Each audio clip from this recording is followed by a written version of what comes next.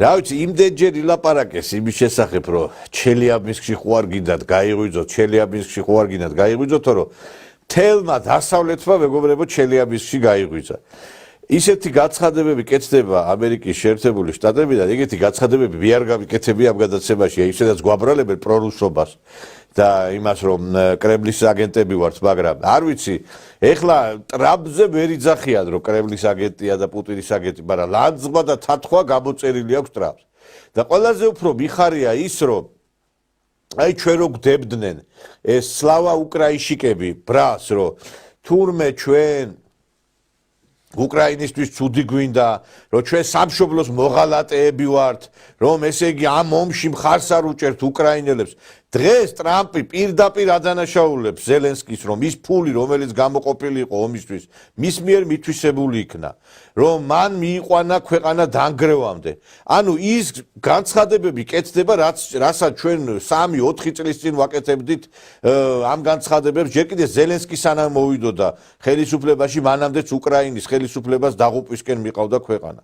და დღეს ათხართ მაინტერესებს სლავა უკრაინშიკებო, სად ახართ? რაღაც ამერიკის დროშები აღარა ჩანს. უკრაინის დროშები ხო გადამალეთ აქციებიდან. ამერიკის დროშები გადამალეთ და ეხა გერმანიის დროშებს ხედავ რატომღაც და ბრიტანეთის დროშებს ხედავთ. გონიათ რომ გერმანია და ბრიტანეთი უშველის თქვენ საქმეს. აი ეს არის მეგობრებო ლუსტრაცია და ეს არის ნათელი დადასტურება იმისა რომ ყველაფერი რაც ჩვენ ვთქვით 100%-ით ახდა.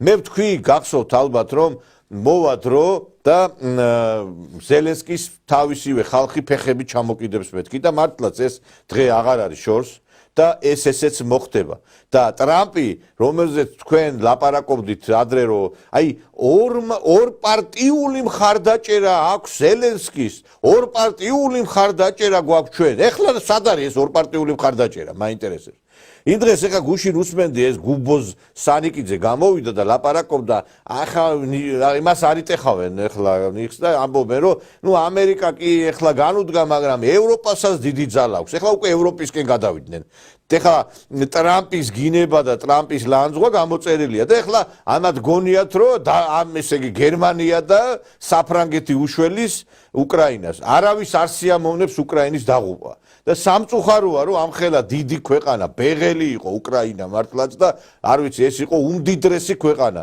და აი აქამდე რომ მივიდა ეს არის ძალიან სამწუხარო მაგრამ მიიყვანა თავისივე ხელისუფლებამ ეხლა ჩვენც ეხლა მიწაში ხო არ უნდა ჩავყვეთ ვინც კი წავა ამ მიწაშია რა ხო არ უნდა ჩავყვეთ იმ ქვეყანას რომელმაც თვითონვე ხარაკირი გაიკეთა და გაიკეთა უკრაინამ ხარაკირი უკრაინა მთლიანად შეისრუტება რუსეთის მიერ და ეს ამერიკელების მიერ ნათქვამიც იყო და მოხდება გადანაწილება მსოფლიოსი უკრაინის კი არა მარტო მთლიანად ჩინეთი უკრაინას ჩინეთი რუსეთი და ამერიკა გადაინაწილებენ დასავლეთს და ძალიან ბევრი ევროპული ქვეყანაც შეწყვეტს თავის არსებობას დიდი ალბათობით შეიძლება უკრაინის ბედი გაიზიაროს ბალტიისპირა ქვეყნებმა. აი ბევრ შოჭკუას გვასწავლიან ჩვენ. აი ნახავთ თქვენ მათ რა დღეში მოუწევთ ცხოვრება. არ არის გამორიცხული პოლონეთსაც იგივე დღე დაადგეს. ამიტომაც იყო რომ დონალდ ტუსკი გამოვიდა და თქვა რომ აი უკრაინის ჩაბარება და უკრაინისთვის მხარდაჭერის არ გამოცხადება და დანებება უკრაინაში ეს გამოიწვევს დასავლეთში ძალიან მძიმე შედეგებს. ვიციან მათ რომ მართლა მძიმე შედეგები მოყვება იმა ყველაფერს რასაც შემდგომში ჩვენ ვიხილავთ. და მე ვფიქრობ რომ დღევანდელი ხელისუფლება მართლაც სწორად იქცეოდა რომ ელოდებოდა ამ ტრამპის არჩევნებს და გამწვავებაზე არ მიდიოდა. იმიტომ რომ იცოდნენ მათ რაც მოხდებოდა და მოხდა ის რაცაც რისი მოლოდინიც ჰქონდა. ფაქტობრივად ყველაფერი ისი ახდა როგორც ჩვენ ვარაუდობდით. ეხლა კი სრული კაპიტულაცია აქვს, სრული დეგრადირებული არის და განადგურებული ოპოზიცია, იმიტომ რომ არაფერი სალაპარაკო აღარ აქვს. ანუ გამოეცალათ ის თემა რომ აი ამერიკა ჩვენ გვიჭერს, რომ ამერიკა ზელენსკის უჭერს ხარს. დღეს ზელენსკი მოიხსენია ტრამპმა უკანასკნელ მასხარად და არ ვიცი ეს კიდევ რბილად ნათქვამი არის. არც თუ ისე წარმატებული კომიკოსი და დიქტატორი. დონალდ ტრამპმა ზელენსკის როგორც გმირისა და დემოკრატიის მცველის იმიჯი დაამსხვრია. ამერიკის შეერთებული შტატების პრეზიდენტმა ერთი დღის განმავლობაში უკვე რამდენჯერმე აღნიშნა, რომ ზელენსკის ქმედებებით იმედგაცრუებული და უკმაყოფილოა. ტრამპი უკრაინის ლიდერის უმადურობაზეც მიანიშნებს. საშუალოდ წარმატებულმა კომიკოსმა ზელენსკიმ ამერიკა დაითანხმა, რომ 350 მილიარდი დოლარი დაეხარჯა ომზე, რომლის მოგებაც შეუძლებელია და რომელსაც ჩვენი ჩარევის გარეშე ვერც ვერასოდეს მოაგვარებდა. ჩვენ ევროპაზე 200 მილიარდი დოლარით მეტი დავხარჯეთ და უკან არ გვიბრუნებენ. ზელენსკი აღიარებს, რომ ჩვენს მიერ გაგზავნილი თანხის ნახევარი არ იციან სად არის. ზელენსკი უარს აცხადებს არჩევნების ჩატარებაზე. მისი რეალური რეიტინგი დაბალია. მას მხოლოდ ის ეხერხებოდა, რომ ბაიდენს თავის დაკრულზე აცეკვებდა. იგი დიქტატორია არჩევნების გარეშე. ბაიდენს ომის დამთავრება არც უცდია. ევროპამ კრახი განიცადა. ზელენსკის კი სურს, რომ მუქთა ფულის მიღება განაგრძოს.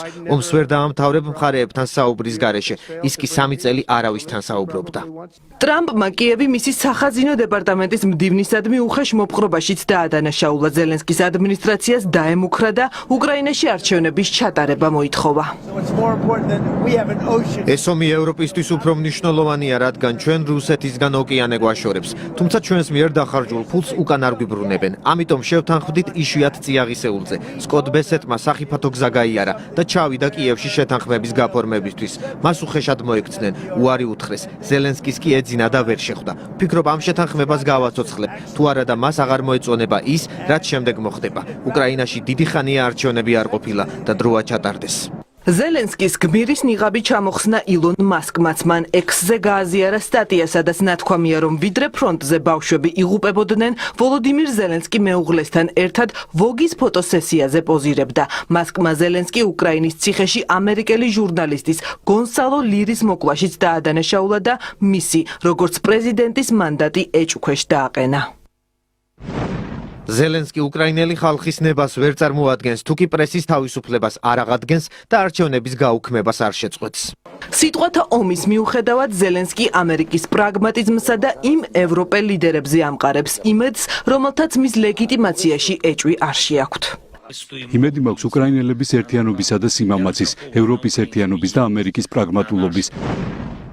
უბრალოდ მცდარი და სახიფათოა პრეზიდენტ ზელენსკის დემოკრატიული ლეგიტიმაციის უარყოფა. სიმართლეა, ვოლოდიმირ ზელენსკი უკრაინის არჩეული სახელმწიფოს მეთაურია. ფაქტი, რომ სათანადო არჩევნები ვერ ჩატარდება შუა ომში, თანხმდრაშია უკრაინის კონსტიტუციასთან და საარჩევნო კანონებთან.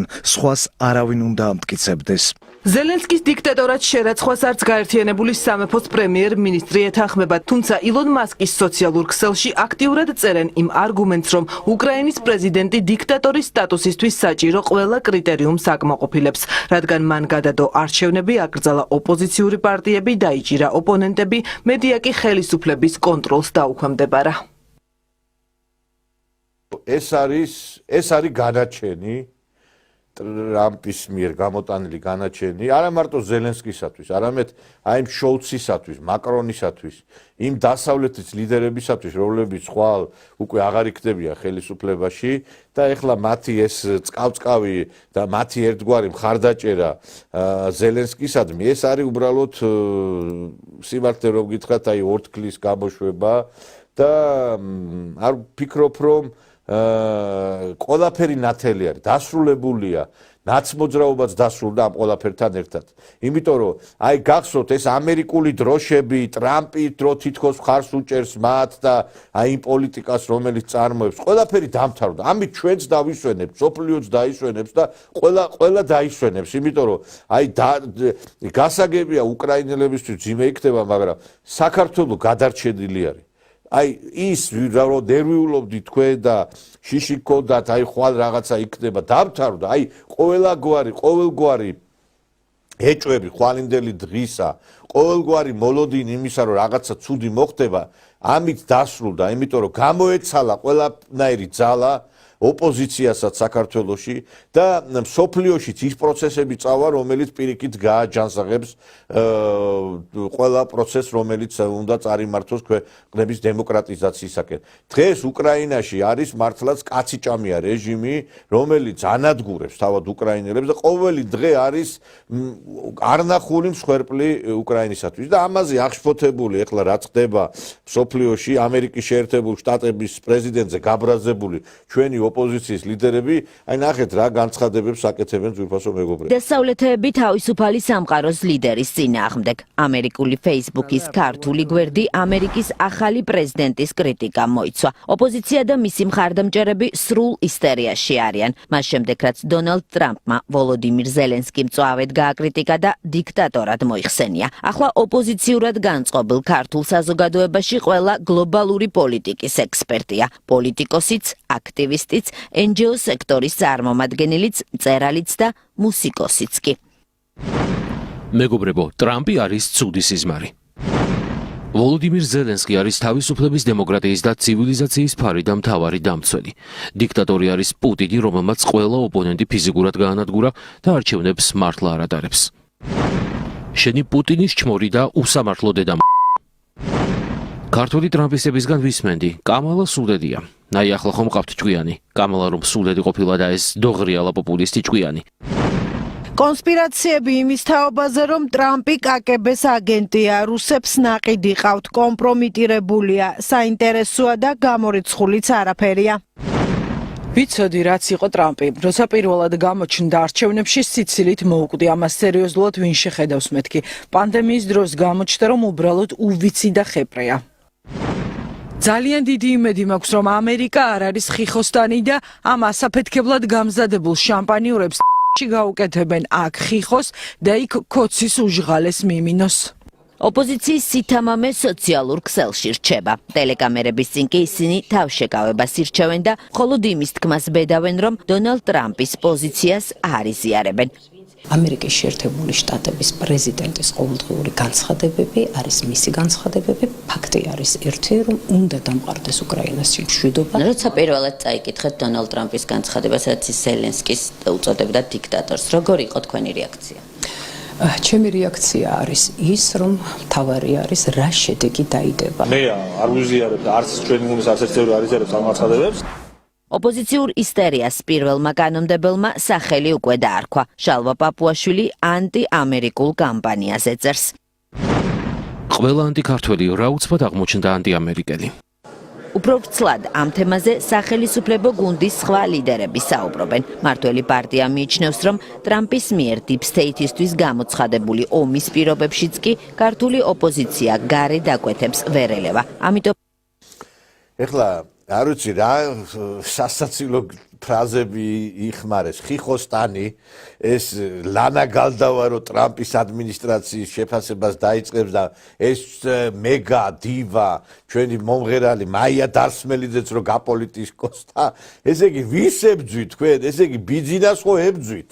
გასაგებია რომ ებძვით და ეხლა დაიწყეთ ბრძოლა ტრამპის წინააღმდეგაც. ესე იგი, აი სასაცილო მდგომარეობაც აღარ ქვია ამ ყველაფერს, მეგობრებო, ეს არის სატირალი თქვენ რა დღეშიც ეხა იმყოფებით და აი ამაზე მოწმობს ამ ყველაფერს ნათელი დასტური ის არის რომ ჩვენ უკვე ვხედავთ თუ აი ვისთან გვაქვს საქმე, რა სამარცხვინო ხალხთან გვაქვს საქმე, რომლებიც ეხლა გუშინ იძახდნენ რომ ამერიკის შეერთებული შტატები რასაც იტყვის ყველაფერი უნდა გავაკეთოთ, ეხლა არ მოსწონთ ამერიკის შეერთებული შტატები. მაინტერესებს თქვენი მოსაწონი ვინმე არსებობს ამ ქვეყანაზე? ვინმე არის ერთის ჯორჯ სოროსი, რომელიც მიწაში წავიდა და მე მგონი წაგიყოლიებ თქვენ, იმიტომ რომ თქვენ ხართ პოლიტიკური გვამები. ეს ლაშა ბუღაძე გამოვიდა და ნახეთ ერთი რა ფრაზები იხმარა აი ტრამპის მიმართ. ილონ მასკი რომელიც ხარს უჭერს ახლა ალტერნატივა გერმანიისათვის, კას რომელიც ეს პარტიას რომელიც პუტინისტური და ნეოფაშისტური თან ამერიკის შეერთებული შტატების ვიცე-პრეზიდენტი რაღაცა საოცრებებს ვისმენთ. გამოდის და ასე ვთქვათ ადარებს რომ გრეტა ტუნბერგს თუ იტანთო, ილონ მასკიც საიტანეთო რომ ადარებს ახლა 17 წლის გოგოს რომელიც უბრალოდ ლაპარაკობს ყოველ სიტყვებია მისი და თურმე მასგე რომელიც სუპერ მილიარდერი რომელიც რა ვიცი პლანეტას ფლობს და აი ამ დიდარი ძლიერი შერეკილი კაცების პირდაპირ შეიძლება და ერთი ფსიქოლოგის ანალიზს ვკითხულობდი მათ შორის ამერიკელის რომ ეს არის 11 წლის ბავშვები რომლებიც არის დიდების სინამდვილეში მაგრამ ეს არის მოცულები მინდა და 11 წლის ცნობიერები არ ეწყინება მასკს გრეტა თუნბერგს რო შეადარეს ნუ ახლა მასკი ისეთ რეალობაშია რომ ხო ერთი ამბავი მინდა აი მე არ გამიკვირდება მეგობრებო არ გამიკვირდება რომ ამათმა მივიდე ხვალ ამერიკის საელჩოსთან და დაწვან ტრამპის ფიტული თავად ესე იგი ამერიკის შეერთებული შტატების დროშაც კი დაწვან მე ამას არ გამოვრიცხავ იმიტომ რომ აი უკრაინელები უკვე რომლებიც ფრონტის ხაზზე არიან იმის მაგვრად რომ ომში საომარი მოქმედებები განახორციელონ აგერ ნახეთ რას აკეთებენ Звертаемся до Дональда Трампа. Через тебе, паскуда, президенту Зеленському не відправляли зброю. Тобі більше не бути президентом. Ти зрадник і заплатиш кров'ю за те, що зробив.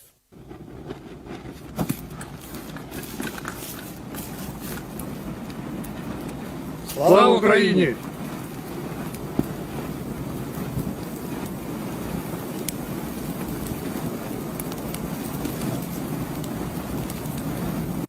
აი ამით განადგურდება რუსეთი ტრამპი დაწვეს ეხლა მაინტერესებს ეს ჩვენი ოპოზიციის წარმომადგენლების თუ დაიწყებენ ამგვარი მეთოდებით ბრძოლას მაგრამ იქ თუ ტრამპს წვავენ ესენი ამათვის ქართველი ტრამპი არის ბიძინა ივანიშვილი ნახე რომ რას აკეთებენ ესე იგი თავრობისაგან ესენი საერთოდ ფსიქიატრიული პაციენტები არიან საწავიდეს ბიძინა უბოში საწავიდეს ბიძინა უბოში საწავიდეს ბიძინა უბოში საწავიდეს ბიძინა უბოში საწავიდეს თავიდან ამას რო უსმენდი ესენი ხო ამ რუსეთის ქალაქებზე აქვთ გართულება და თავიდან ვერ მივხვდი უფაში გავიგე საწავიდეს ბიძინა უფაში მეზე მე კარგად რო აი მართლა აღარავით არის თქვენ შელოცვა არ გიშველით არც ლელა კაკულია გიშველით თქვენი სულიერი ლიდერი თქვენ ხო ლელა კაკულია და მიხეილ სააკაშვილი ყავთ ლიდერად და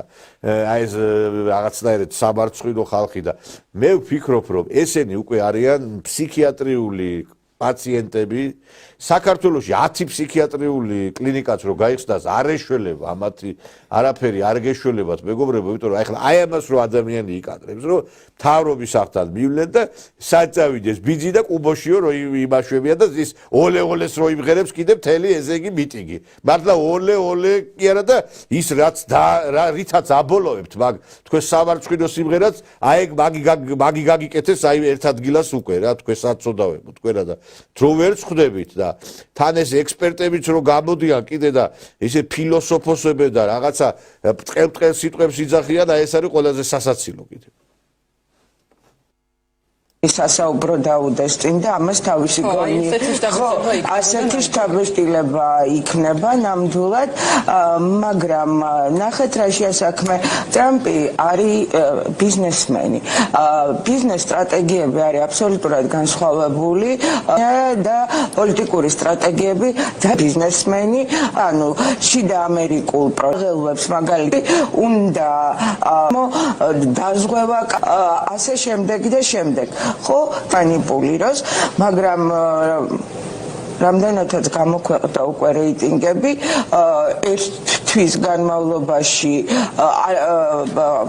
8%-იანი თუ 10%-იანი ვარდნა მისი რეიტინგისა უკვე ნათლად მოწმობს იმაზე რომ მაინც და მაინც ვერტში და სიტუაციას არეგულირებს ის ამ თავისი ნაბიჯებით იმიტომ რომ ფასების ზრდა ნამდვილად მოხდა შეერთებულ შტატებში არ ვიცი აი სასწაული არის მართლაც მეგობრებო ეს ხალხი ლაპარაკობენ რაღაც სისულელებს და ეხა ვინმეს გჯერა თქვენ რომ ტრამპმა მიიწვია სალომე ზურაბიშვილი ინაუგურაციაზე ვინმეს გჯერავთ ეხლა ამ ამბის ის ჯონსონი სად არის ერთი ჯონსონი რომ ბოდიშდა ნოტაციებს გვიკითხავდა რომ პუტინისკენ მივდივარ ჩვენ და თავად ამერიკის შეერთებული შტატები მიდის პუტინისკენ და ორმხრივი შეხვედრები შედგა სად არის ეს ჯონსონი ეს ერთი მასხარა ამერიკაში წყავთ იქა და ეხა როგორც აი მტვერს გადაწმიდავ მაგიდას აი ესე გადაწმიდავს ტრამპი აი ნაძირლებით დაკომპლექტებულ